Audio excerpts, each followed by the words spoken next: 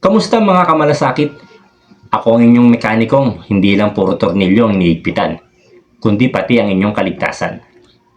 Dito sa Moto Malasakit, ang motor mo ay ating aayusin ng may kalinga. Dahil alam natin na may pamilyang laging naghihintay sa pag-uwi mo. Kaya ano pang hinihintay ninyo? Tara, simulan natin ang pagrepaso.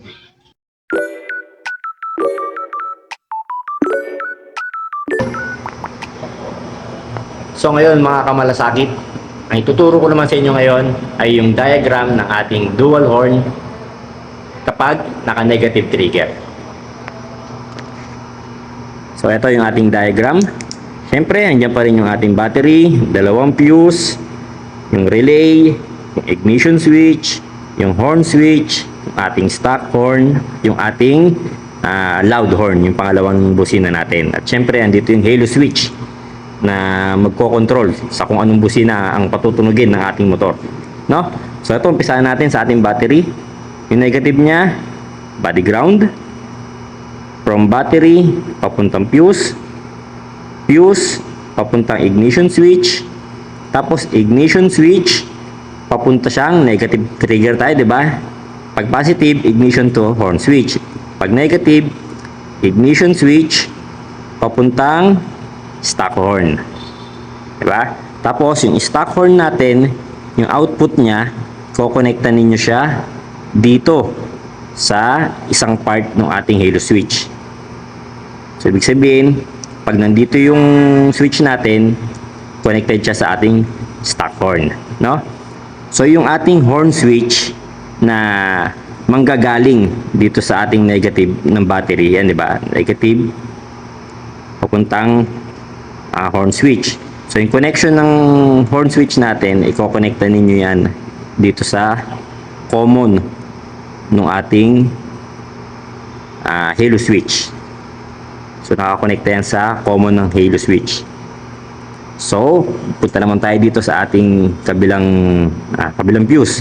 So from positive, kuha lang kayo ng connection ulit dito, i-connecta ninyo sa pangalawang fuse natin. So from fuse, pupunta kayo sa relay, connectan niyo yan sa number 30 ng ating mga relay. Tapos, yung 85 kanina, kung sa positive, yung number 85 ninyo, i-connectan ninyo siya sa negative o body ground ng ating mga motor.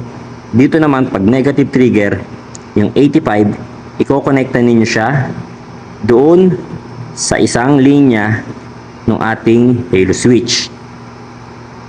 So, ibig sabihin, pag pinindot mo yung baba ng ating halo switch, pupunta siya sa kabilang busina natin.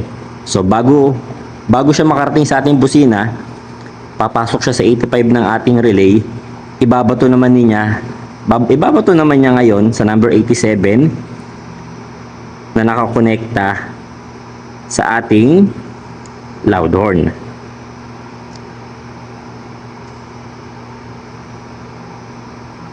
Tapos, yung kabilang side ng loud horn, connected pa rin yan sa body ground. Ba? So, para magkaroon ng kuryente, para mabuo yung kuryente dito sa ating diagram, yung number 86 natin, dadalhin ninyo yan papunta sa dugtungan ng ignition switch at ng stock horn. Yan ang bubuo ng flow ng kuryente sa ating motor, no? So pagka ito tinaas mo, pinindot mo yung horn switch, ang tutunog ay yung stock horn. Pag binaba mo naman yung switch, pag pinindot mo yung horn switch, ang tutunog niyan, ito ng loud horn. So sana ay naipaliwanag ko sa inyo na mabuti ang diagram ng ating dual horn kapag naka-negative trigger. Ride safe mga kamalasakit. Tandaan, ang maayos na motor, ligtas na rider.